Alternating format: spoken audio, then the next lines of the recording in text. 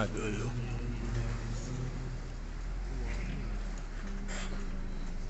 मुस्तफ़ा ने रब्बों पे लाखों सलाम, शब बज़्म हिदायत पे लाखों सलाम, जिस तरफ भी गई दम में दम आ गया, उसके जाहे विनायत पे लाखों सलाम, बेशक और वो ज़बान जिसको सब उनकी कुर्की है, उसकी नाफिज़ हुकूमत पे लाखों सलाम, दुकान पे फंसे हैं। उनकी हर पता ही होना पे लाखों दुरूद, उनके हर नाम 2 दिन तो प्लान हो रहा है, पता होना। उनके असहाब इतरत पे लाखों दुरूद, सुभान अल्लाह, अहले बैत नबूवत पे लाखों सलाम, सुभान अल्लाह। किस जगह कहाँ उनका कब्जा नहीं, उनका अबरे करम किस पे बरसा नहीं, उनका लुत्फ़ो करम किसने देखा नहीं, एक मेरा ही रहमत में दावा नहीं, शाह की सारी हिम्मत पे लाखों सलाम, सुभान मुस्तफ़ा का रहमत पे लाखों सलाम। सबसे पहले तो तमाम हाज़िरीन को इस बात पर मुबारकबाद पेश करता हूँ कि अल्लाह और उसके रसूल सल्लल्लाहु अलैहि वसल्लम और हुजूर के सच्चे आशिकों और महबूबों का जिक्र करने के लिए और सुनने के लिए हम सब इकट्ठे होते हैं। तो अल्लाह का बड़ा खास फज़्ल व करम है कि उसने हमें ये तौफ़ीक़ात अता फरमाई है और हमारे मुर्शिद के वसीले से अल्लाह करीम ने जो खास लुत्फ़ व इनायात फरमाई, उसके वो सब लोग शाहिद हैं, गवाह हैं जो सिलसिला अल-आसानिया में दाखिल है। मैं कोशिश करूँगा कि थोड़े वक्त में ज़रूर बातें अर्ज़ कर जाऊँ। हम जिस दौर में हैं और जो इस दौर को फिक्रों का दौर कहा गया है, ऐसे हालात में, ऐसे ज़माने में कोई इंसान अगर थोड़ा सा भी अपना ईमान बचा ले तो यकीनन वो बड़ा खुश नसीब है। बेशक क्योंकि हालात और बातें और लोगों की तकरीरें और तरह तरह के फितने और ऐसे फितने जो हमें नजर आते हैं जिनको हम समझते हैं कि कोई फितना है, और ऐसे फितने भी हैं जिनको हम समझते नहीं कि ये भी कोई फितना है। इन दोनों सूरतों के बावजूद अगर कोई इंसान अपना ईमान बचा लेता है तो बड़ी खुशबख्ती की बात है, क्योंकि ये वो दौर है कि जिसमें हमें इंसानों को यही मालूम नहीं कि क्या हम ईमान वाले हैं भी या नहीं। जिस तरह हर फिरका, हर गरोह अपने आप को अहले हक कहता है, हर कोई कहता है कि हम हक पर है, लेकिन ये साबित कैसे होगा, ये पता कैसे चलेगा कि कौन हक पर है। जिसे चर्ब ज़ुबानी कहते हैं कि बातों से ऐसा चक्कर देना दूसरे को कि उसको लाजवाब कर देना, और आम सादा बंदा उसका कोई जवाब नहीं दे सकता तो वो हार जाता है, और जो हार जाता है वो बिल अमूम ये समझता है कि भाई मैं ही हक पर नहीं था, जिसने मुझे हराया ये ठीक था, ये अच्छा था। किसी बात की दलील का ना आना इसका मतलब ये नहीं होता कि वो हक पर नहीं है। ये तो मुझे सिर्फ उस वकील पर, जैसे आप अदालत में देखते हैं कि झूठा केस हो तो वकील उसको सच्चा बना देता है, सच्चे बनने को हरा देता है, और कई बेचारे सच्चे होने के बावजूद हार जाते हैं। किस बिना पर? उन बातों की बिना पर, उस इल्म की बिना पर। लेकिन अब इस जमाने में हल क्या था, ये मैं बड़ी मुख्तसर अर्ज करूंगा बातें, ये समझने वाली है। जितने नए लोग यहाँ पर हाजिर हैं और जितने पुराने भी, जितने इल्म में ये बातें नहीं, बातों को जहन में बिठा लीजिएगा। इस जमाने में हमारा हल क्या था कि जहाँ हर कोई कोशिश करे और हर कोई अपनी तरफ खींचे, इस जमाने में बस एक हल था कि लोगों को बातों के झमेलों से निकाल कर कुछ दिखाया जाए। आप समझ रहे हैं बात? باتوں کے جمیلوں سے نکال کر کوئی چیز ان کے سامنے ایسی لائی جائے کہ وہ باتوں سے اوپر کی بات ہو، وہ باتوں سے بھی اوپر کی بات ہو. باتوں میں تو ہر کوئی ثابت کر دیتا ہے کہ ہم ٹھیک ہوں، دوسرے کو غلط ثابت کر دیتا ہے. تو ہمارے مرشد پاک پہ اور یہ احسان جو ہے یہ حضور کا احسان ہے، آقا علیہ السلام کا احسان ہے. آقا علیہ السلام نے یہ احسان فرمایا.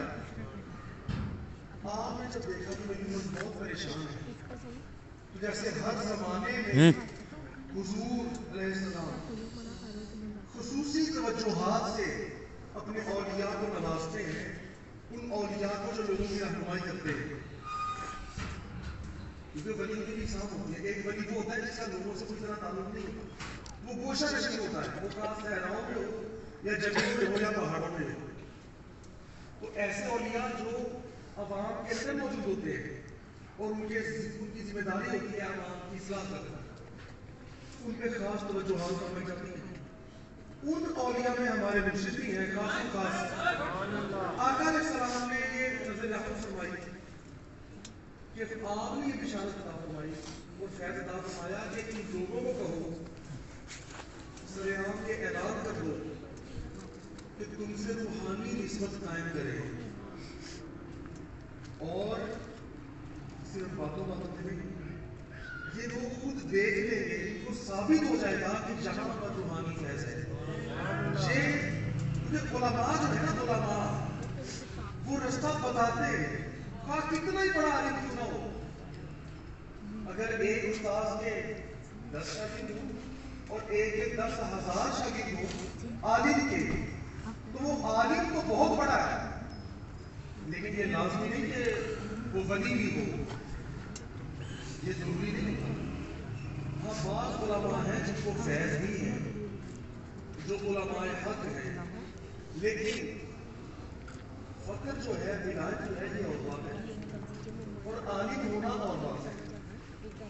تو بڑے بڑے سچے علماء اللہ رسول کی نظر میں مقبول اور محبوب وہی ہوئے جنہوں نے اپنے زمانے میں ولیوں کی خدمت کی ہے. وہ علماء حضور کی بارگاہ میں، اللہ کی بارگاہ میں مقبول ہوئے. تو خیر ہمارے مرشد پاک نے پھر حضور کے کرم سے، حضور کی عطا سے یہ اعلان فرمایا جو حضور نے فرمایا تھا کہ اعلان کر دو اور روحانی فیض کی تصدیق ہو جائے گی. یہ وہ بات ہے کہ شاید سننے میں، سمجھنے میں کوئی کمی رہتی ہے لوگوں میں. یہ اتنی بڑی بات ہے کہ جہاں ہزار ہزار لاکھ لوگ باتیں کر کر کے لوگوں کو اپنی طرف کھینچتے ہیں اور اپنا اہل حق ہونا ثابت کرتے ہیں باتوں سے، اور لوگ جب اس بات کا یقین کر لیتے ہیں کہ جس کے لڑ میں لگا ہو، جس لیڈر کے، جس پیر کے، جس مولوی کے، تو جناب وہی حق ہے، ہماری تنظیم، ہماری تحریر کی سچ ہے. تو پھر وہ بندہ اس کے گن کا ساتھ کرتا ہے، اس کا چرچا کرتا ہے، بڑے فخر سے بتاتا ہے کہ جناب میں تو فلاں کے ساتھ ہوں. لیکن ایک سوال ہمیشہ انسان کی زندگی میں رہتا ہے، وہ کیا ہوتا ہے کہ جس کی تم گن گا رہے ہو، جس کے تم چرچے کر رہے ہو، کہا وہ کوئی مذہبی لیڈر ہے، کوئی مولوی ہے، پیر ہے، سیاسی ہے، کوئی ہے، کیا وہ حق پر ہے یا نہیں؟ اس کا کیا ثبوت ہے؟ یہ سوال ہمیشہ برقرار رہتا ہے، اس کا کیا ثبوت ہے؟ تو اس سوال کا حل ہمارے مرشد نے عطا فرمایا، اور اس طرح ہم نے نہیں دیکھا کہ کسی اور نے عطا فرمایا ہے. کسی کے پاس بات کا جواب ہو، وہ کیا آپ نے باتوں کو حل کر لیتا ہے اور باتوں سے تو ثابت حل کر دیتا ہے. ہر فرقہ، ہر گروہ، اب دیکھیں اہل سنت میں کتنے ایک ٹولیاں بن گئی، جماعتیں بن گئی، اور ہر جماعت کا دعویٰ یہ ہے کہ وہی حق پر ہے. کئی ایسے جو دوسروں کو قبول ہی نہیں کرتے، مانتے ہی کہتے ہیں تو جھوٹ ہے، غلط ہے. اور اسی طرح اگر آپ دوسرے مسالے والوں کو دیکھیں تو ان کا بھی یہی حساب. آپ دیوبند کو دیکھ لیجیے، اہل سنت کو دیکھ لیجیے، اہل حدیث کو دیکھ لیجیے، قادیانیوں کو دیکھ لیجیے. آپ جس مسالے کے دائرے سے نکل کے مذاہب میں چلے جائیں تو ہر مذہب کہتا ہے کہ جی ہم دوسرا غلط ہے. تو بھئی حل صرف ایک ہی تھا، وہ یہ تھا کہ جو مرشد نے ہمارے شیخ نے کہا فرمایا کہ بھئی آپ لوگ اپنی آنکھوں سے دیکھ لیں تاکہ باتوں کی بحثوں کی ضرورت ہی نہ رہے. یہ معاملہ ہی ختم ہو رہا ہے، یہ جمیلہ ہی ختم ہو رہا ہے. اب اتنا بڑا اعلان کوئی کیسے کر سکتا ہے؟ یہ پاور، یہ اتھارٹی، یہ طاقت کس کے پاس ہوگی؟ جو یہ اعلان کرتے ہیں.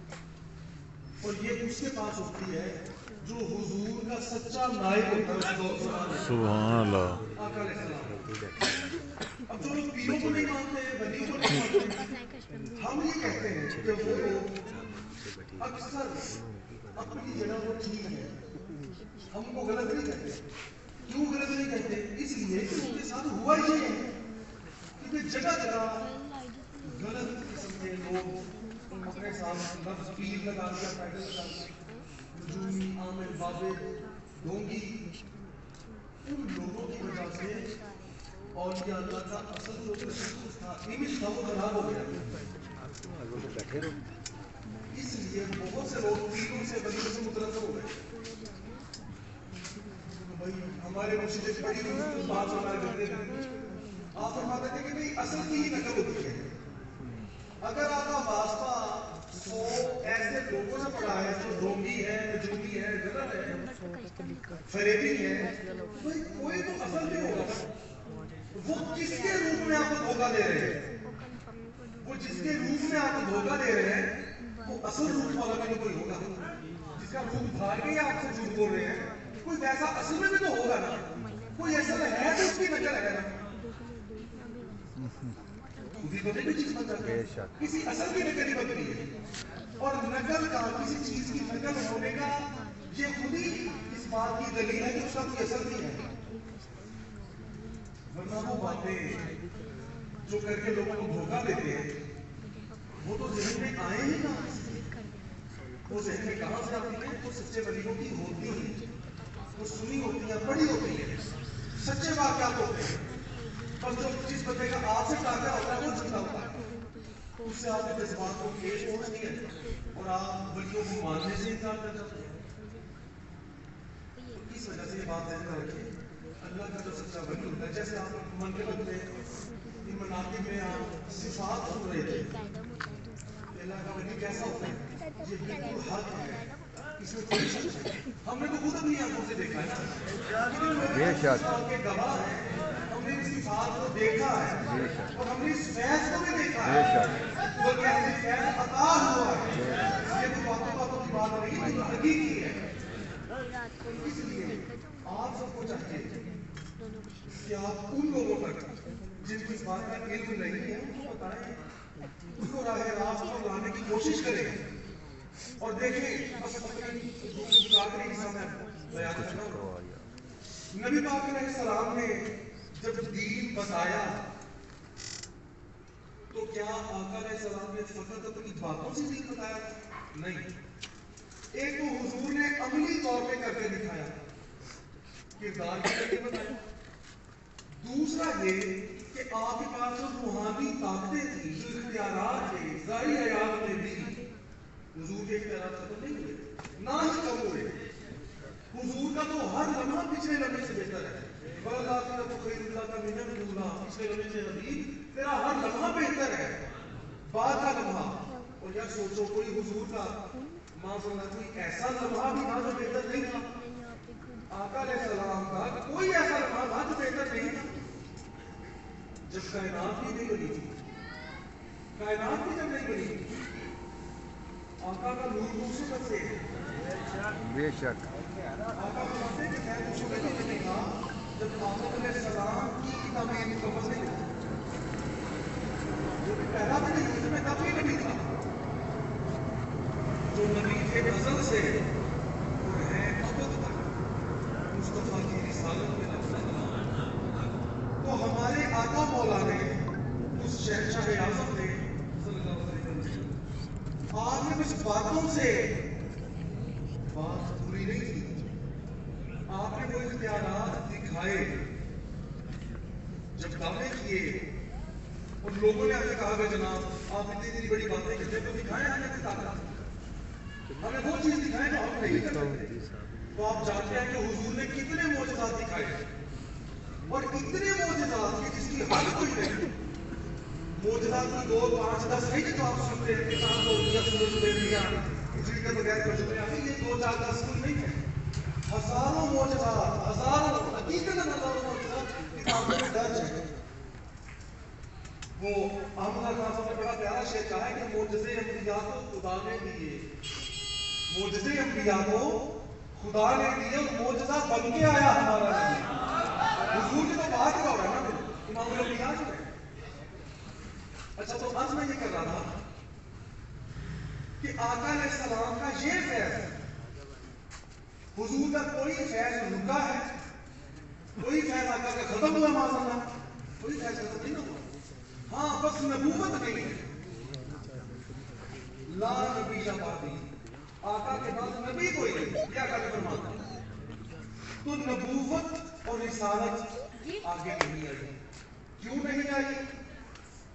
وہ بھی اس لیے نہیں آئی کہ نبوت اور رسالت خود اپنے عروج پر پہنچ چکی تھی جب آقا علیہ السلام کے پاس ہے.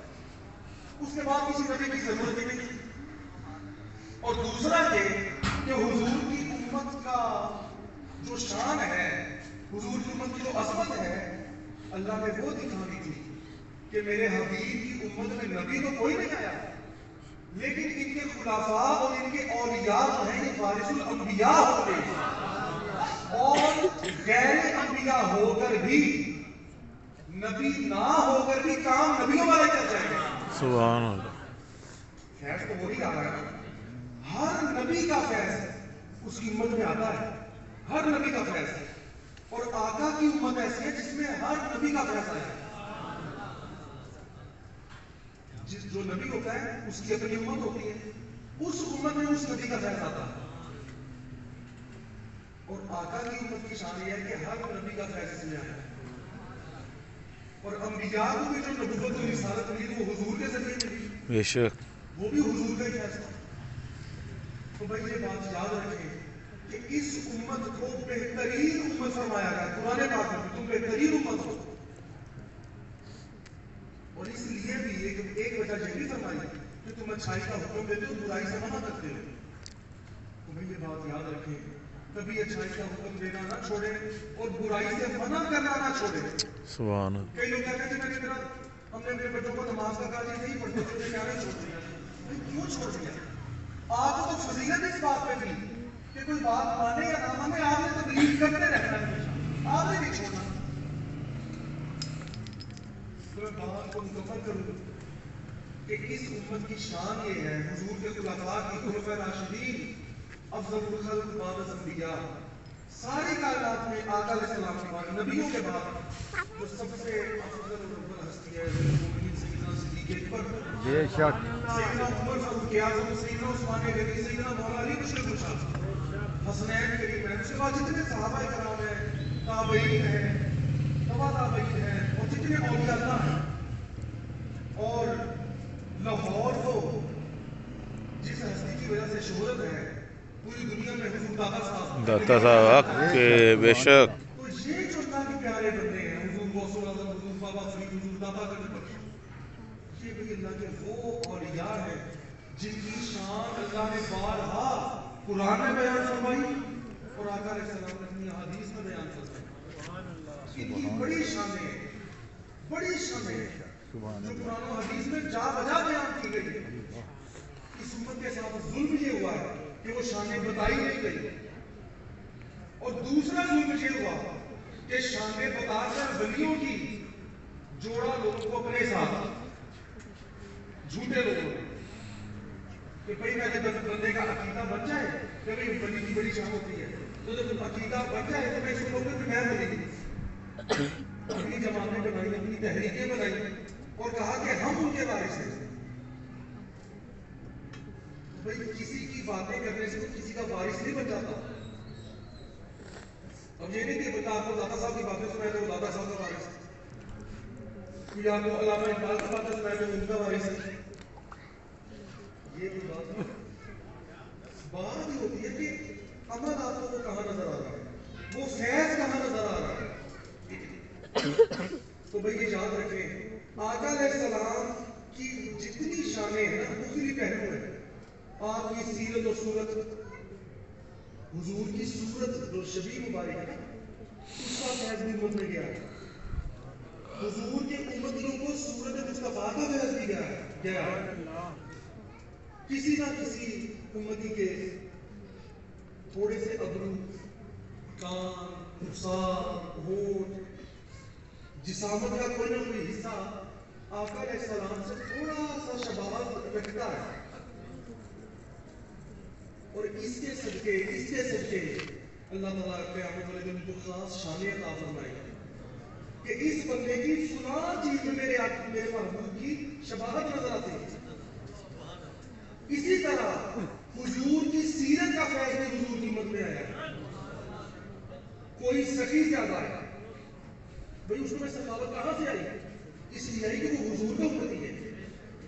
کوئی خوبصورت بہت ہے، خوبصورتی کہاں سے آئی؟ حضور کا امتی ہے. کوئی نرم دل زیادہ ہے، کوئی علم والا زیادہ ہے، لیکن مختلف صورتیں ہیں. تو میں عرض یہ کیا کہ حضور کی صورت و سیرت ہر بات کا فیض امت میں آیا. اسی طرح حضور کے معجزات کا فیض امت میں آیا. حضور کے معجزات، وہ طاقت، روحانی طاقت، اس کا فیض امت میں آیا. اسی لیے کبھی نہ کبھی کسی سے کوئی نہ کوئی کرامت ہو جاتی ہے، مختلف ولیوں سے، مختلف نیک بندوں سے. کبھی کسی گنہگار کے ساتھ بھی ہو جاتی ہے. اس پہ کرم کرنا ہوتا ہے نا، اس کو عطا کرنی ہوتی ہے. تو بھائی اس دیکھو جس میں ایک بھی صفت کا تھوڑا سا بھی حصہ آ گیا، حضور کی کسی بھی صفت کا تھوڑا سا بھی حصہ آ گیا، اتنی بڑی شان ہے. تو سوچو یار، اللہ نے جو قرآن میں فرمایا میں صابرین کے ساتھ ہوں، میں شکر کرنے والوں کو محبوب رکھتا ہوں، پسند کرتا ہوں. سبحان اللہ. میں محسنین کے ساتھ ہوں، احسان کرنے والوں کے ساتھ ہوں. میں توبہ کرنے والوں اور توبہ قبول کرنے والوں کو پسند کرتا ہوں. یعنی کوئی بندہ کسی کے ساتھ برا سلوک کرے اور پھر وہ بندہ اس بندے سے معافی مانگ لے کہ جناب میں نے بری سلوک آپ کے ساتھ کیا، مجھے معاف کر دے، تو بندہ فوراً معاف کر دے. اس معاف کرنے والے کو اللہ محبوب رکھتا ہے. اللہ نے ان ساری صفات کے ساتھ فرمایا یحبو، کہ میں محبت کرتا ہوں، یعنی میں اس کو محبوب رکھتا ہوں. سبحان جیسے اللہ. یحب التوابین، یحب المحسنین وغیرہ وغیرہ، یحب المتطہرین، پاک صاف رہنے والے، ظاہری و باطنی صفائی والے. تو سوچو بھائی، ایک صفت آ جائے تو اللہ اس کو اپنا محبوب بنا دے. تو جس بندے میں یہ ساری صفات آ جائے، اس ولی کی شان کیا ہوگی؟ ہمارے مرشد ان اولیاء میں سے جو متطہرین میں سے بھی ہیں، صابرین میں سے بھی ہیں، شاکرین میں سے بھی ہیں، محسنین میں سے بھی ہیں، توابین میں سے بھی ہیں.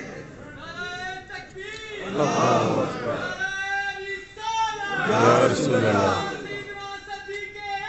زندہ آباد. یا علی. زندہ آباد. زندہ آباد. تو بھئی یہ بات کو ذہن میں رکھیں. اور ولی کی ایک خاص نشانی بھی یہ ہوتی ہے کہ وہ حضور کی سیرت پہ عمل پیرا ہوتا ہے، حضور کی سیرت پر، اور اس کے ہاتھ سے معجزات، کرامات کا ظہور ہوتا ہے. جیسے آقا علیہ السلام کے ہاتھوں مبارک سے معجزات کا ظہور ہوتا ہے، اس کا فیض ہم میں بھی آیا. تو پھر اس امت کو بہکانے والے جو لوگ ہیں، گمراہ کرنے والے جو لوگ ہیں، ان کو مشکل ہو جاتی ہے جب ایسا کوئی ولی جس کا ظہور ہوتا ہے ولی کا، اور امت کے لیے سمجھنا آسان ہو جاتا ہے. یار یہ وہ بندہ ہے جس کو بڑی آسانی سے سمجھ لیتے ہیں کہ اللہ کا ولی ہے، ہمیں شک نہیں، ڈاؤٹ کوئی نہیں، جو لے کے کاٹ دیتا جگہ اتنی سی بات ہوتی ہے. تو آپ لوگ جتنے لوگ یہاں پر نئے ہیں جو سن رہے ہیں، اپنے گھروں میں بھی پیغام دیں، اپنے دوست احباب کو پیغام دیں. اور پرانے لوگ جن کا کسی نہ کسی وجہ سے کام میں کمی آ گئی ہے، تو کوشش کریں کہ کام کو دوبارہ کنٹینیو کریں، دین کا پیغام پھیلائیں اور یہ جو سچا رستہ ہے اس پر لوگوں کو لے کر آئے. اللہ تعالیٰ سب کو ہمت و توفیق عطا فرمائے. آمین آمین. اور آقا نے فرمایا، حضور نے فرمایا کہ جو بندہ اچھائی کا حکم دینا چھوڑ دے، یہ میں ان لوگوں کے لیے کر رہا ہوں جو یہ سوچے یار ہم نے کام کر لیا، ہم نے کیا کام کرنا ہے، بس ٹھیک ہے جتنا کام کر لیا کافی ہے.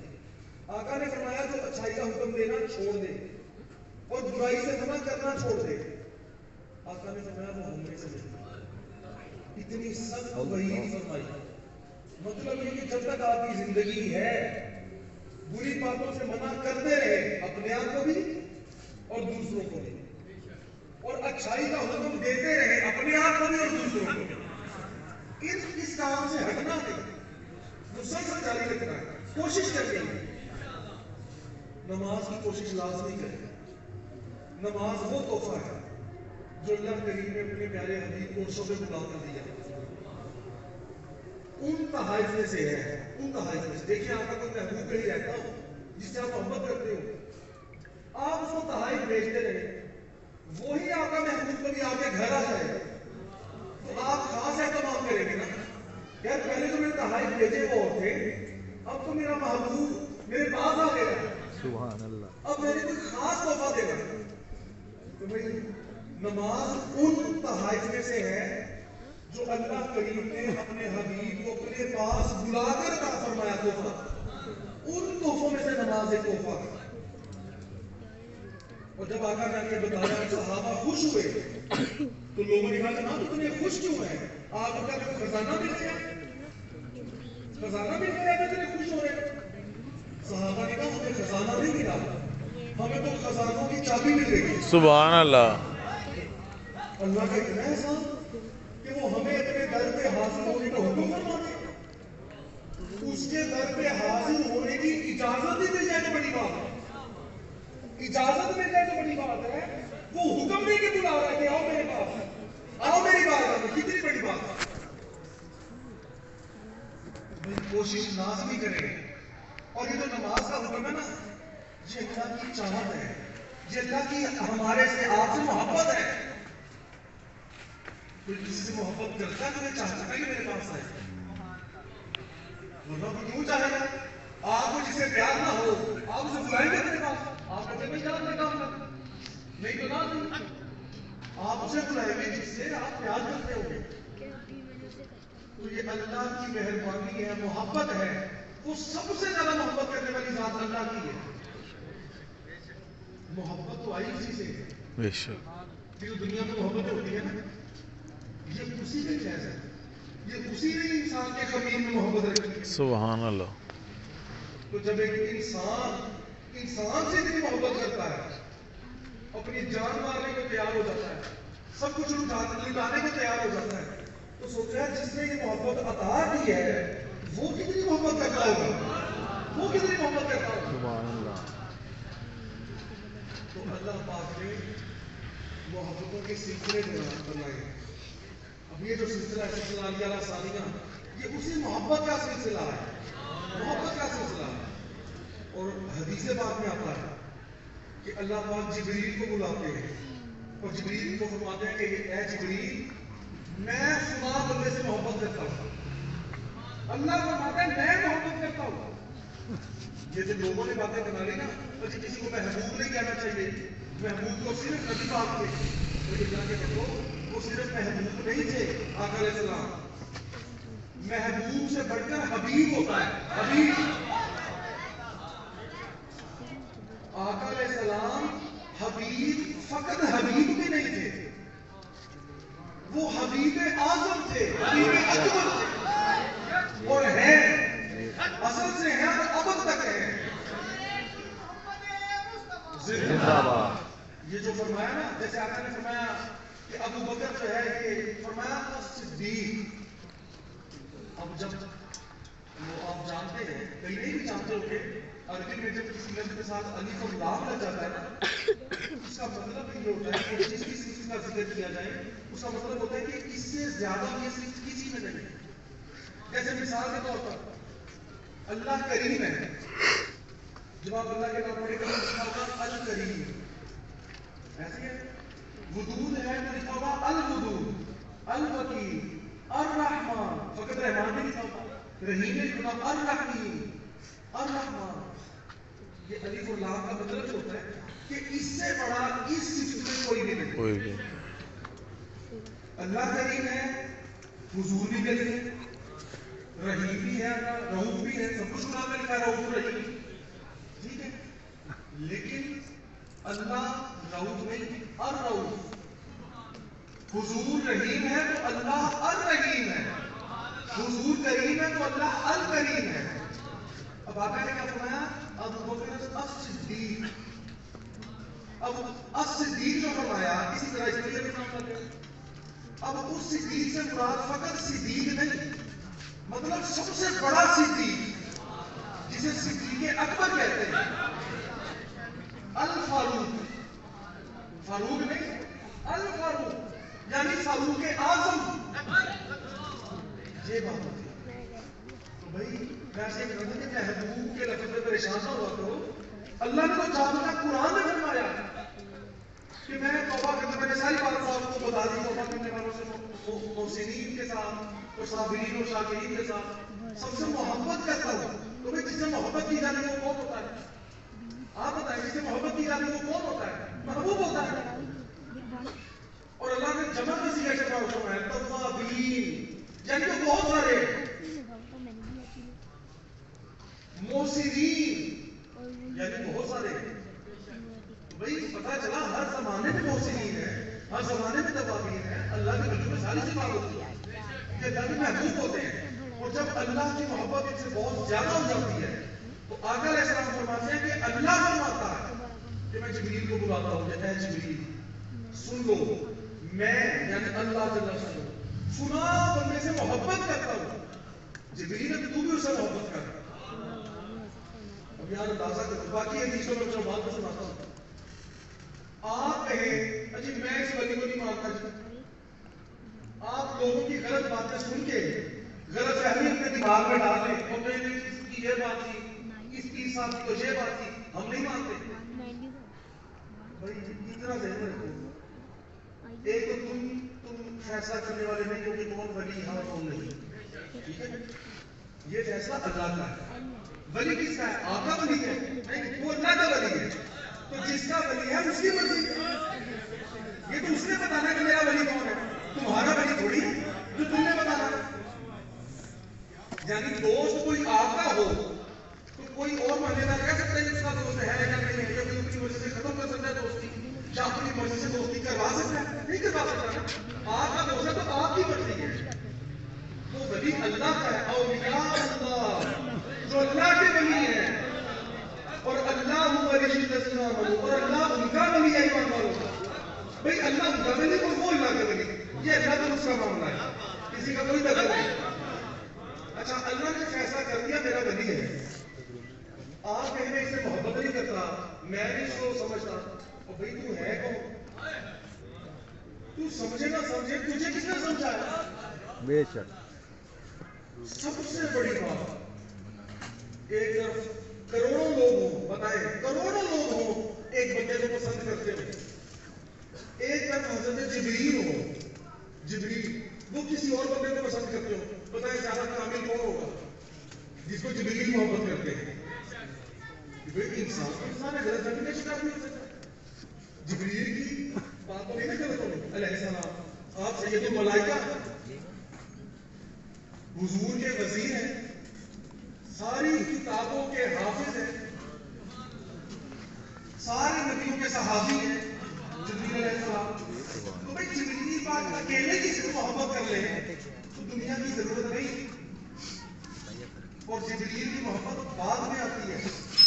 اللہ نے اپنے ولی کا معاملہ اپنے ساتھ ایسے رکھا کہ جبریل کو بھی سیکنڈ سٹیپ پہ رکھا ہے، دوسرے درجے میں رکھا.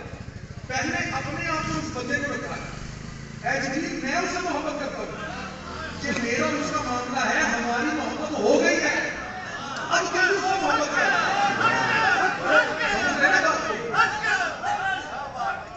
جبریل تیری باری میں بعد میں آتی ہے. اور یاد رکھ تو اس کا محب، کیونکہ وہ میرا ولی ہے. تو محبین میں ہو جا، وہ محبت کا اس سے یہ بھی یاد رکھ آگے بھی پھیلا محبت. پھر آقا نے فرمایا جبریل باقی فرشتوں کے پاس جاتے ہیں اور فرشتوں کو جا کر کہتے ہیں اے آسمان والو سن لو مجھے اللہ نے بتایا کہ اللہ پاک فلاں بندے سے محبت کرتا ہے. اللہ پاک وہ بغداد میں رہنے والے شیخ عبد القادر جیلانی سے محبت کرتا ہے. سبحان میں بھی اللہ. محبت کرتا ہوں فرشتوں تم بھی محبت کرو. بے شک.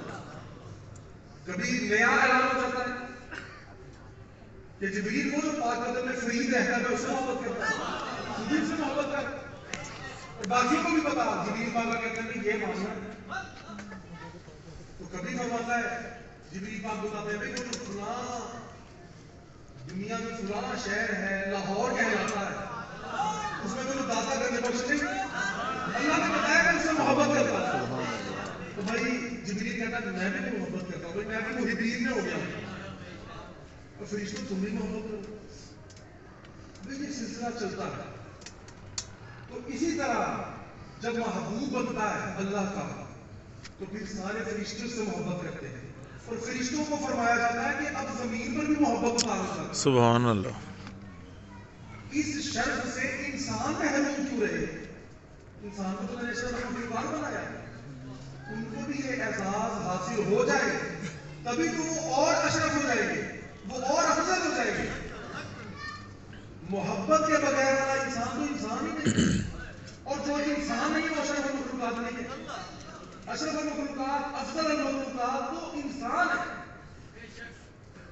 وہ تو انسان ہے جس میں محبت ہی نہیں. وہ کہے گا انسان ہے جس میں انسانیت ہی نہیں ہے وہ انسان نہیں. تو اللہ پاک کی محبتوں کو دلوں میں اتارتا ہے اور جبریل پاک آ کے محبت رکھتے ہیں دل میں. محبت رکھتے ہیں. چلتی کہاں سے؟ اللہ سے. اللہ سے جبریل پاک سے فرشتوں میں فرشتوں سے آ کے انسانوں کے دلوں میں. تو کسی نے بڑا خوبصورت شعر کہا کہ عشق ہوتا نہیں اترتا ہے. عشق ہوتا نہیں اترتا ہے. غار دل میں کسی وحی کی طرح وہ نازل ہوتا ہے. یہ جو محبتوں کے سلسلے ہوتے ہیں اور محبتوں کے اظہار ہوتے ہیں یہ کوئی کہتا تو نہیں آپ کو کبھی ایسے کرو ایسے نہ کرو. یہ محبت خود ہی سکھاتی ہے. شیخ ہمارے آقا مرشد پاک فرماتے ہیں محبت خود سکھاتی ہے. تو بات فرماتے ہیں کہ جب عشق سکھاتا ہے آداب خود آگاہی تو کھلتے ہیں غلاموں پر اسرار شہنشاہی. یہ تو عشق سکھاتا ہے. بھئی یہ محبت اور یہ جذبہ جو آپ محسوس کرتے ہیں یہ لطافت یہ باتوں سے جو آپ کو لطف اور مزہ آتا ہے یہ کیوں آ رہا ہے؟ کیونکہ دلوں میں کچھ نہ کچھ ہے. روحوں میں اذہان میں کوئی نہ کوئی روحانیت ہے جو نہیں ہوتا. بڑے لوگ ہیں بڑے بڑے اچھے بیان سن کے کوئی اثر ہی نہیں ہوتا. تو جن پہ ہو رہا ہے مطلب کوئی بات تو ہے. تو اللہ کریم نے یہ محبتوں کے سلسلے بنائے ہیں اور یہ زبردستی نہیں بنتے پیار سے بنتے ہیں. یہ بھی بات فرماتے ہیں کہ جب وہ قہر نہیں یہ عشق و مستی ہے. سبحان اللہ. اللہ کریم ان سلسلوں میں قائم دائم رکھے. آمین. جو لوگ آپ کے نزدیک آپ کے محلے دار دوست احباب کسی نہ کسی غلط فہمی کا شکار ان کی غلط فہمیاں دور کریں. ان کو سلسلہ حق جو ہے وہ بتائیں اور نشانیاں بتائیں کھلی نشانیاں. اللہ نے ہمارے اسلام کو دین کو کوئی مبہم نہیں رکھا کہ لوگ تصدق کا شکار ہو جائیں پریشان ہو جائیں سمجھ نہ آئے. اللہ نے واضح دین فرمایا کھلا دین ہے. تو بھائی پریشان نہیں ہونا کنفیوز نہیں ہونا بالکل کانفیڈنس کے ساتھ اعتماد کے ساتھ خود اعتمادی کے ساتھ اور جو یقین آپ میں ہے آپ کو علم یقین سے زیادہ عین یقین کروایا گیا ہے. آپ نے خود دیکھا ہے اپنی آنکھوں سے روحانی فیض آپ نے دیکھا ہے آپ کو ملا ہے. اللہ لوگوں کو بتائیں گے ہم نے تو خود دیکھا ہے.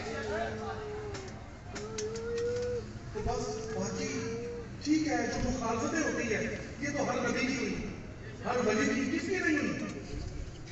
لیکن بس بات وہی ہے کہ فانوس بن کے جس کی حفاظت ہوا کرے وہ شمع کیا بجھے جسے روشن خدا نے سبحان اللہ سچ زندہ باد زندہ باد زندہ باد زندہ باد بس ان محبتوں کو قائم و دائم رکھو آمین ان سلسلوں کو اور جو حق کی باتیں پھیلاتے رہو اللہ نے ان سب پہ باتوں پہ ہمیں قائم و دائم رکھے آمین اور اپنی رضا کے کام کرنے کی توفیق عطا فرمائے آمین اور اپنے گھر بار اور جو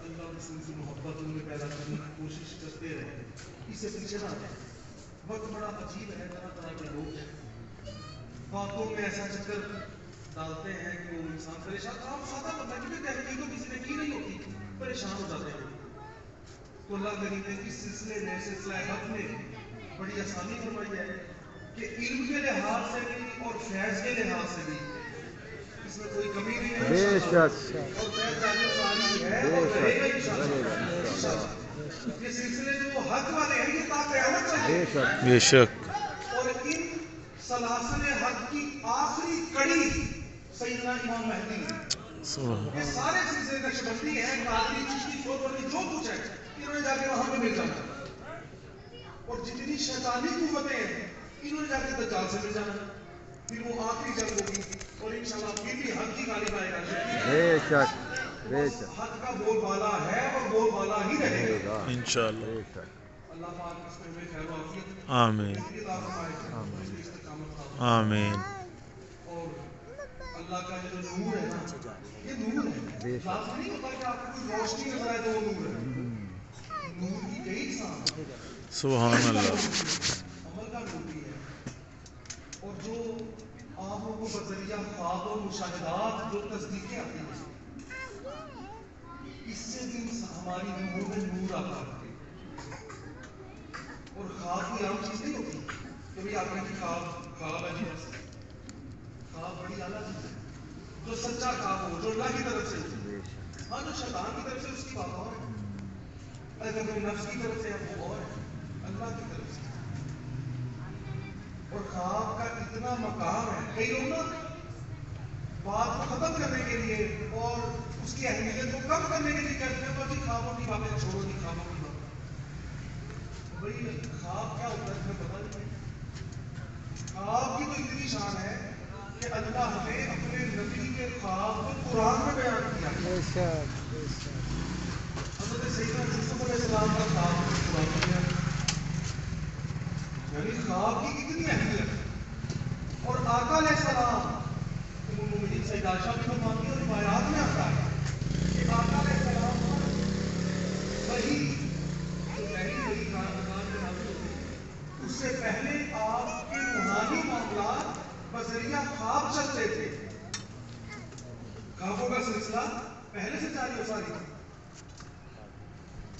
اور وحی کی کئی اقسام ہوتی ہے نا وحی کی کئی اقسام ہوتی ہے تو ایک وحی وہ ہوتی ہے جو خواب میں آتی ہے اللہ کے نبی کو میں بات ہی کرتا ہوں کہ خواب کی بڑی اہمیت ہے جو اللہ کی طرف سے آتا ہے اللہ نے اچھا حضور نے بھی یہ فرمایا کہ میری امت کو سچے خواب آئے گے مبشرات ہوگی اور ان کے ذریعے وہ رہنمائی حاصل کرے گے تو اس سلسلے میں ماشاءاللہ ہزاروں لوگ ہیں جنہوں نے بذریعہ خواب کا مشاہدہ اپنی آنکھوں سے فیض دیکھا ہے جن کو تصدیق ہو گئی جن کو زیارات ہوئی ہیں اس سے بڑی کون سی بات ہے اللہ نے ان چیزوں پہ میں کام بتائی آمین